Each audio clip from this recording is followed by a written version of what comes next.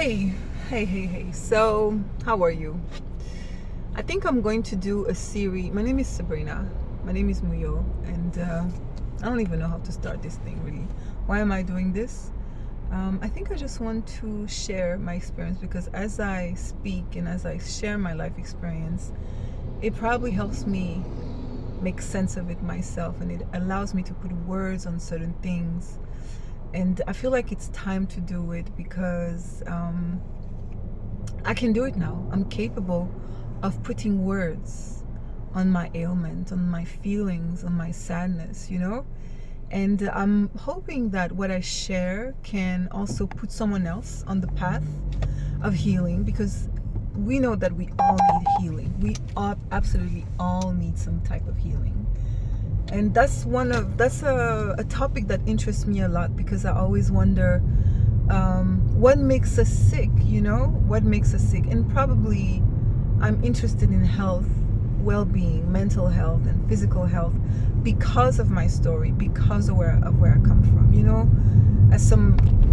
I come from Rwanda, and I'm what you would call a survivor of a war. And my whole life, although I didn't have a physical sign of being wounded, I have no scars, I wasn't touched physically because I left very early on. I lived my life for the longest time thinking that I was not affected by it, and even feel a sort of like guilt or survivor's guilt. They say that when you survive something as horrific as the Tutsi genocide or the Holocaust, or something as horrific, the survivors sometimes feel a guilt. They feel like they don't deserve to be here, and they don't really, they feel guilty because they get to live and other people might lost their lives, and so they sabotage themselves so in life, and they don't feel lovable, and they don't feel acceptable, and they just feel like they're out of place all the time. And I realized that I have been feeling that at a long time. And when I close my eyes and remember myself before those events and the type of person I was, I do realize that something happened to me, but for a very long time I didn't really put words on it. I don't want to talk about the genocide. What I want to talk about is how we live our lives sometimes blind to the effects of certain life events, even if they seem small or big. Sometimes we underestimate the impact that things have on us, one.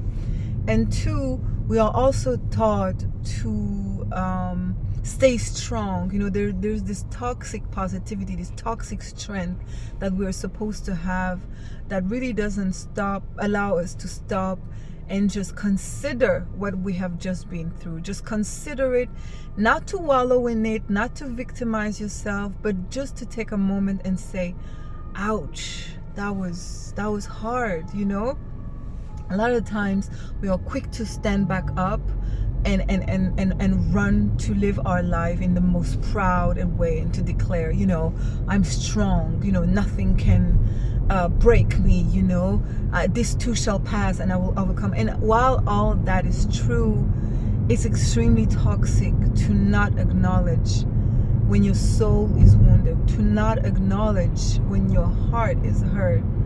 It's extremely toxic to cover that up with pride, shame, culture sometimes, especially women,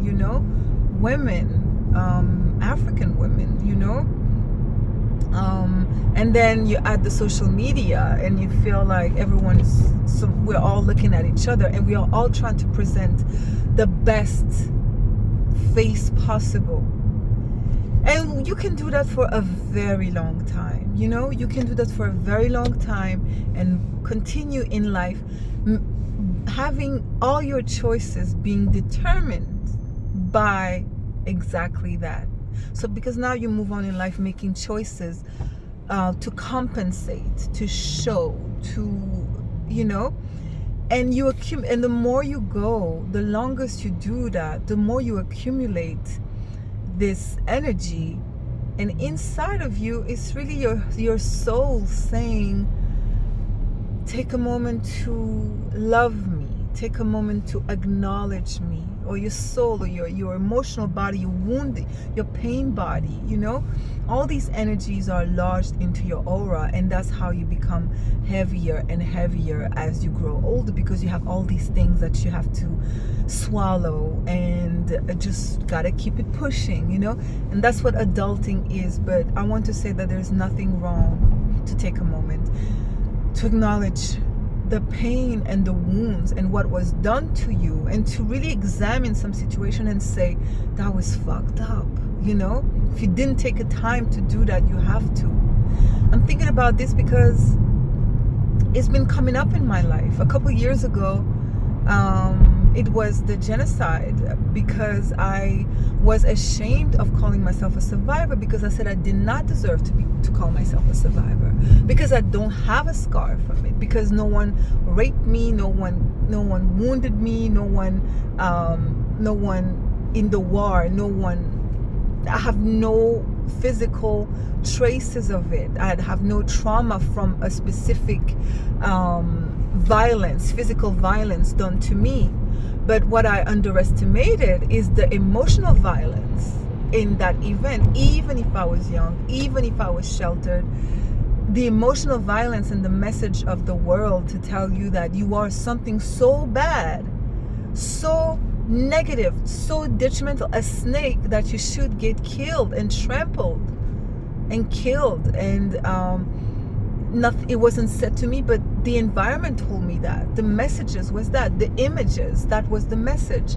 And maybe my intellect didn't get that message, but my psyche got that message. And then, but there was nothing that was done to really discuss these things. You know, we just had to keep it moving. And it was only like 20 years later that it caught up with me, and that I was completely in a weird state of confusion, overwhelmed by all sorts of ailments, mental and just general sadness that I couldn't really explain. I didn't even have the words to put on it. And so that's when I became aware that it's okay to love yourself enough to declare that so and so has hurt you, that you've been wounded, that you've been violated emotionally, psychologically, or physically. You have to speak it out loud. You have to speak it out loud, even if to yourself at some point. And so from that point, I moved on. Now I'm starting to see other things in my life where that toxic strength, I'm going to call it toxic strength, where that toxic, strong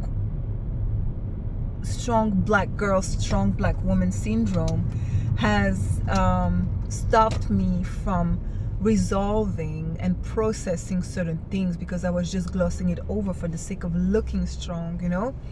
I've had I don't know if I really want to explain in details, because it's still really painful, but I've had something similar to a sexual unrequited abuse from someone years ago, and I moved on from that situation. I mean, it was traumatic. 3 things happened.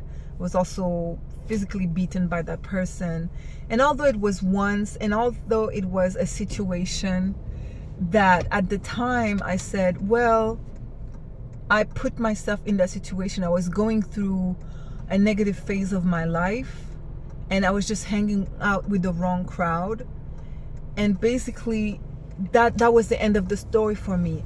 Yeah, you were hanging out with a wrong crowd. It was kind of like your fault. You put yourself in that situation. You were a little out of it, you know.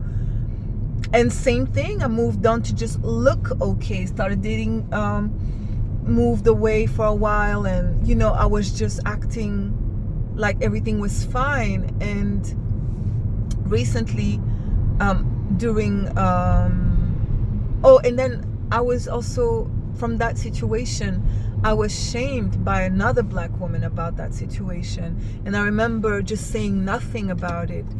And I kept just moving over because I think this stuff was actually so painful that I didn't even want to think about it. I didn't even want to argue about it. And I just kept ignoring it and shoving in a corner of my mind. But then I've been realizing how that has affected my relationships with other black women. Because of that, I felt so unseen, erased by that person who shamed me over a situation I had no control over, and that was done to me. And so victim blaming, basically. And I also still had that toxic trait of never wanting to call myself a victim. I'm not a victim. I'm strong. You know, this toxic strength that we are taught to have as black women. And it has affected my ability to trust men, especially dark-skinned men. And this is a crazy thing to say, I know, because yeah, not all men are the same, but it has. And also black women, because I couldn't understand how could you erase someone's in such a brutal way. And she had no idea what she was doing and what she was touching on. But again, I moved on in life like, oh, it doesn't really matter, you know, I put myself in that situation, I'm strong, whatever, fuck them, fuck what they think. But lately in prayer, I really started praying that God reveals to me what all this the spirit of oppression that are in my life and that I'm not seeing. And lo and behold, just a couple days later, this thing came up, you know, it came up so strongly. And for the first time in my life, I had a different perspective on the situation. I was like, this shit was done to you. And it's okay to say that doesn't mean you're weak. That doesn't mean you're a victim. That doesn't mean you're not strong. Doesn't mean you're not going to move on in life, winning and thriving. But there's a hint of your desire to win and thriving that is also to prove some people wrong. And it shouldn't be about that. That's still a stronghold. You should do things because you want to do it and because of passion for yourself and not from a place of wound. But for me to stop doing anything from a place of wound, I have to at least acknowledge that I have been wounded. I have to name what's my wound. And so for the first time in my life, I was able to say, that was done to me. I was young. I was a pretty girl with lots of light, talent. I was a happy-go-lucky girl. I found myself in the wrong mindset for like a good 3 months of my life. I was hanging out with thugs, and that was done to me. And yet I moved on feeling ashamed, because in that time, you know, I'm glad there's a new generation of kids now that have changed things, and we're talking about the Me Too, and we're talking about we can say what slut shaming is and victim blaming. We didn't have the words for that. We didn't have, you know. I've known girls who've been raped and then went on to be insulted and treated like they are basically scum of the earth for even being in that situation. So I'm just really happy that I'm able now to put these words on the pain, because I feel like it's literally a little bubble of pain that has popped out of my heart, and that can allow me to open my heart a little more and to let people in, because I'm definitely very guarded. And I never realized that it came from that too. So my question is, how many events, how many things in our lives have we glossed over and moved on from without properly acknowledging them and saying, that was fucked up, that was hurtful, that was done to me, and that wasn't right? We don't always get the big justice. We don't always get the big, yeah, not everybody has their voices amplified. But even if it's just for yourself to say, that was not okay, you have to do that. So that's what I wanted to share today. That's my testimony.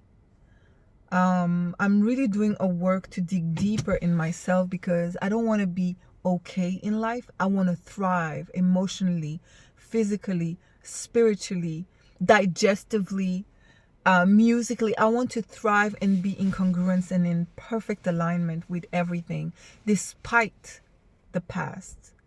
And I'm aware and I understand that even uneasy conversations like these are necessary. It's a prerequisite to get to that balanced state.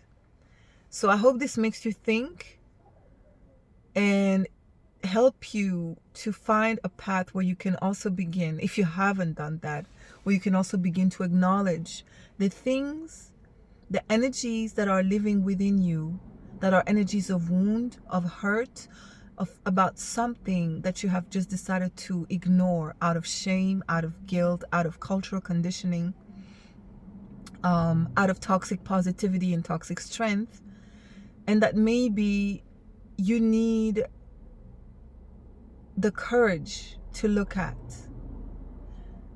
You know, that's what I wanted to do today.